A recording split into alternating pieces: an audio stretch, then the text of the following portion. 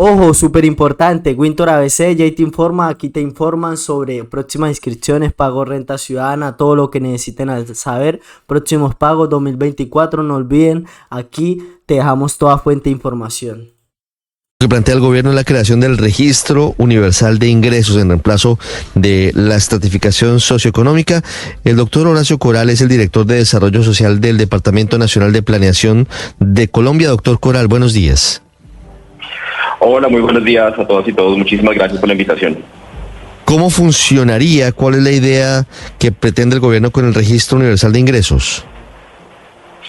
Bueno, muchísimas gracias de nuevo por la invitación. Yo les quisiera contar un poco sobre el registro, la forma en la que funciona. Efectivamente, la semana pasada, el viernes de la semana pasada, publicamos ya para comentarios el proyecto de decreto que, como estaba mencionando Paola, es el que establece la forma en la que va a funcionar el Registro Universal de Ingresos. El Registro Universal de Ingresos es lo que es una nueva herramienta para poder focalizar mucho mejor a los hogares que requieren algunos programas sociales, algunos temas relacionados con subsidios, algunas transferencias, y hacerlo de una mejor manera en el sentido de poder integrar muchas fuentes de información que tenemos disponibles hoy en día en el Estado a través de los registros administrativos, para poder corregir la información que, por ejemplo, en algún momento los hogares nos entregan de manera autorreportada a través de, por ejemplo, encuestas como el CISBEN, corregir esa información en los casos en los que podamos hacerlo con información verificable a través de registros administrativos y poder clasificar mucho mejor a los hogares. El Registro Universal de Ingresos lo que busca es precisamente hacer una estimación de los ingresos de los hogares, de tal forma que podamos saber en qué posición se encuentran con respecto a la distribución de ingresos de toda la sociedad colombiana y saber quiénes son las personas que requieren, por sus condiciones socioeconómicas actuales, unos mayores apoyos a través de subsidios o de transferencias, y quiénes son las personas que además pueden contribuir más también en materia de pago de impuestos para poder garantizar esa transferencia también, esas transferencias monetarias y esos subsidios. Sí, doctor Coral, y ese Registro Universal de Ingresos fue por lo demás aprobado en el Plan Nacional de Desarrollo y las pruebas piloto arrancan ya en este primer semestre de este año. ¿En qué consisten exactamente esas pruebas piloto? Entonces, efectivamente, Paula, como te estaba diciendo, el Registro Universal de Ingresos sí fue aprobado a través del Plan Nacional de Desarrollo. El artículo 70 es el que establece la creación de ese Registro Universal de Ingresos, y con el decreto que publicamos la semana pasada para comentarios, estamos reglamentando ese artículo. En lo que consiste es, en este momento, como lo estamos pensando, es al menos 3 fases para la articulación o para ya la implementación efectiva del Registro Universal de Ingresos. Son unas fases de transición en el sentido en el que nosotros sabemos que, digamos, tener una nueva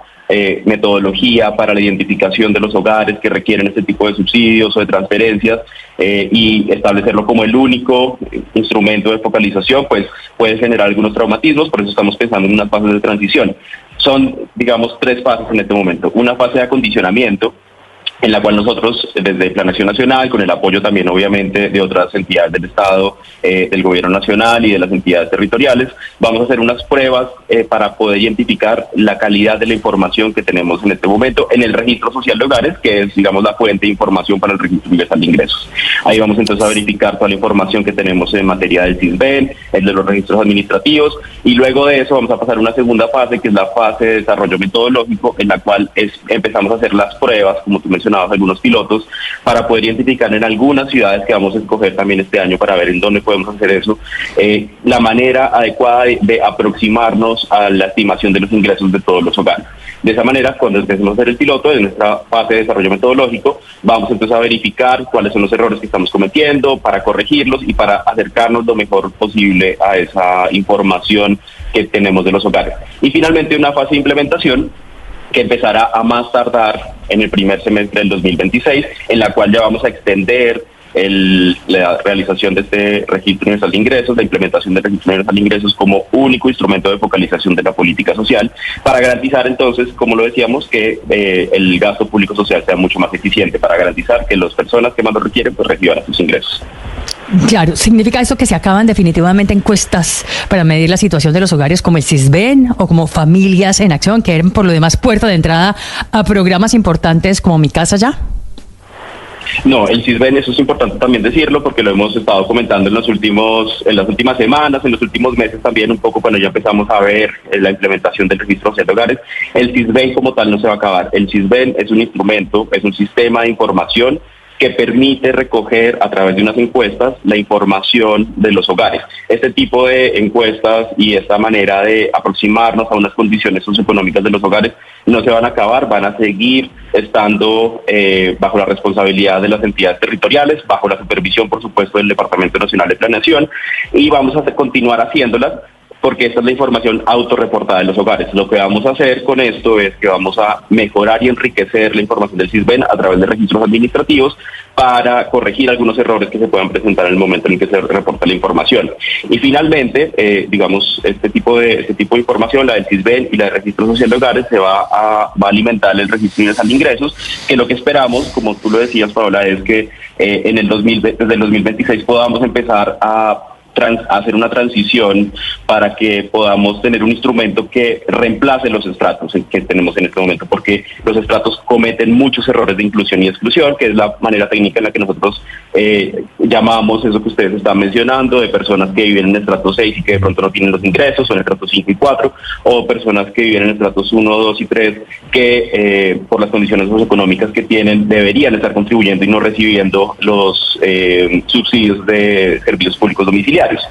Lo que esperamos entonces es hacer una transición en este momento de lo que tenemos en los estratos a un instrumento que sea mucho mejor, que sea mucho más fino y que permita corregir esos problemas de inclusión.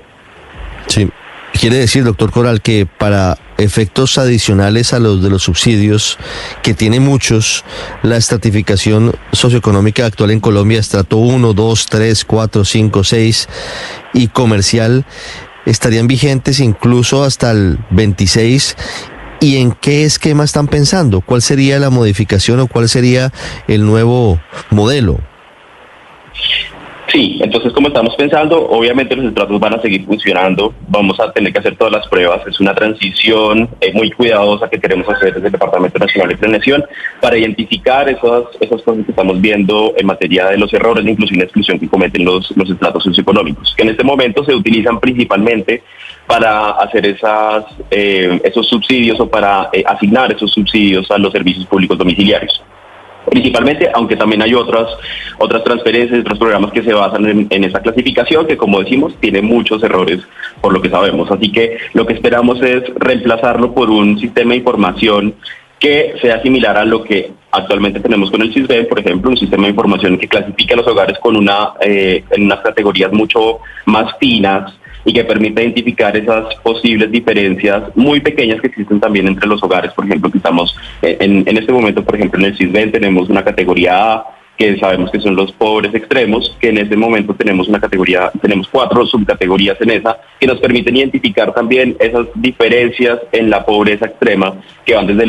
el A1 hasta la 4. También tenemos entonces unas categorías, por ejemplo, la de pobreza moderada, que serían los de la categoría B, que nosotros podemos subclasificar también en otras categorías, desde el B1 hasta el B4, y así con las categorías C y D, que en este momento son, la C corresponde a los de vulnerables y la D corresponde a los de no pobres ni vulnerables, debido a que el CISBEN, la manera en la que está pensado es para identificar a la población que requiere este tipo de beneficios. Al entrar en funcionamiento el registro social de hogares, lo que hacemos es expandir la información y poder sobre todo mejorar esa clasificación que tienen los hogares también en estas categorías. Sí, doctor Coral, con este decreto que crea el Registro Universal de Ingresos, ¿desaparece la política de subsidios cruzados que está atada a los recibos de servicios públicos, al pago de los recibos de los servicios públicos? Queremos hacer ese tipo de pruebas para saber cómo sería la transición. Por eso estamos pensando en unas fases de transición, precisamente para verificar cuál sería la mejor manera de pasar de esa manera en la que estamos haciendo los subsidios cruzados hoy a tener una categoría que, digamos, se integre únicamente en este registro universal de ingresos, que será, como les digo, el instrumento único de asignación de los subsidios y las transferencias y de los otros programas de apoyo también a las personas. Sería claro, el único instrumento de focalización del gasto público social. Sí, claro, pero entonces, ¿de qué manera van a transformar ese aporte que hacen los colombianos que ganan más para subsidiar a los colombianos que tienen menos ingresos o menos recursos?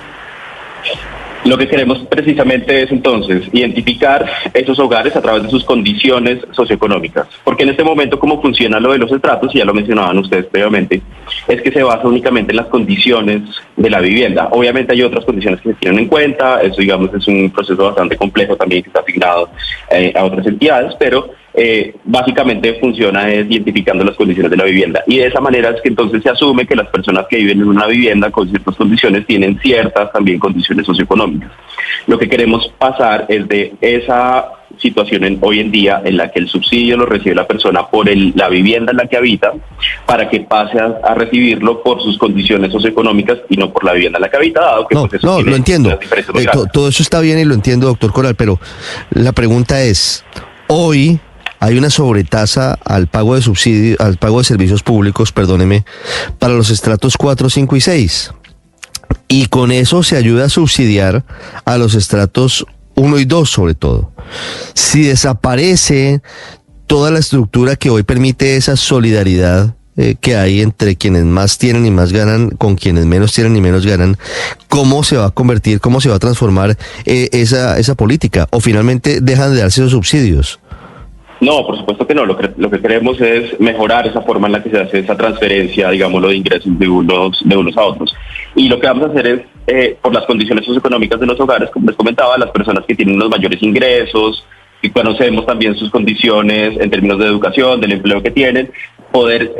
decir que esas personas que tienen una mejor condición son las que tienen que pagar, por ejemplo, unas mayores sobretasas, o son las que van a hacer esos aportes a subsidiar a las personas que tienen menos. Con la categoría que les mencionaba, a través del Registro Universal de Ingresos, dado que vamos a tener esa distribución de los ingresos de todas las personas, vamos a poder identificar a las personas que de verdad tienen una mayor capacidad de pago. Y esas son las personas a las que se va a dirigir entonces lo que hoy en día conocemos como esa sobretasa de los estratos 4, 5 y 6. Vamos a ponerla entonces, esperamos, y eso va a ser, digamos, también uno del trabajo muy fuerte y muy juicioso que vamos a hacer en estos próximos 2 años y medio, para garantizar que esa transición se dé, que las personas que hoy, por ejemplo, están haciendo unas transferencias o unas sobretasas en los estratos 4, 5 y 6, pues entonces sean reemplazadas por las personas que de verdad tienen una mayor capacidad de pago. Claro, pero es todo un chicharrón. A las personas con menores ingresos. Claro, todo un chicharrón, y ya por eso una pregunta final, porque entonces una cosa es el kilovatio hora, por decirlo así, en el recibo de la luz para el estrato 6, y otra cosa es el kilovatio hora para el estrato 1 o para el estrato 2. En algún momento tiene que haber un cruce de bases de datos, por ejemplo, con las empresas que prestan los servicios públicos domiciliarios en el país. ¿Cuáles son los retos de esa transición en esas bases de datos y cómo van a ser? Porque eso me parece bastante difícil, por lo menos pues a simple vista. Claro, y eso yo creo que es además uno de esos sueños que hemos tenido muchos funcionarios que llevamos trabajando en esto bastante tiempo, y es ese sueño de tener interoperabilidad de registros administrativos, que ya lo hemos logrado a través del Registro Social de Hogares, en la que por primera vez estamos viendo que podemos cruzar la información de por ejemplo, ministerios, de la educación, de salud, de trabajo, para poder conocer completamente todas las condiciones socioeconómicas de los hogares. Lo que sigue ahí es poder identificar en dónde están ubicados esos hogares, en cuáles viviendas viven, para que entonces el subsidio llegue no por la vivienda en la que vive, sino por el hogar que prende la luz, por ejemplo, en esa vivienda. Obviamente, como tú dices, Paola, eso tiene, por supuesto, unos retos bastante grandes, por eso tenemos este periodo de tiempo que estamos planteando de más o menos 2 años y medio con estas fases de transición, para poder saber que efectivamente vamos a contar con información adecuada en la que las personas y los hogares que viven en ciertas viviendas, nosotros podamos saber que ahí les va a llegar el subsidio a los servicios públicos domiciliarios, y que no estemos cometiendo esos errores, y sobre todo corregir los errores de inclusión y exclusión que les comentaba yo al comienzo. Obviamente es un trabajo bastante grande, pero ya tenemos unos adelantos bastante importantes, como les mencionaba, a través del Registro Social de Hogares, que es, digamos, esa fuente de información del Registro Universal de Ingresos, en donde ya contamos con 40 bases a nivel nacional y más o menos 800 bases a nivel territorial, con toda la información que hemos podido recolectar desde el sector público de las condiciones socioeconómicas de los hogares. Con todo eso, nosotros ya estamos en la capacidad, entonces, en este momento, de poder seguir a un hogar en lo que ha ocurrido, por ejemplo, los últimos 5 o 6 años en materia de su empleo, Hemos estado corrigiendo algunas cosas, por ejemplo, lo que hicimos el mes pasado en materia de la corrección de las clasificaciones del CISBEN, que lo hicimos a través del Registro Social de Hogares también, en el cual corregimos 1.9 millones de errores de inclusión que teníamos actualmente en el CISBEN. Podemos reclasificar a los hogares que no deberían estar, por ejemplo, considerados como pobres, los pudimos reclasificar en las otras categorías. E igualmente corregimos algunos errores de exclusión en los cuales había hogares que tenían unas condiciones socioeconómicas actuales bastante retadoras, y lo que hicimos fue entonces ponerlos en las clasificaciones que deberían estar para que puedan ser elegibles también para los programas sociales. Entonces sí, es, digamos, es un reto bastante grande, pero ya hemos dado unos pasos bastante importantes también en ese sentido. Doctor Coral, muchísimas gracias. Con muchísimo gusto.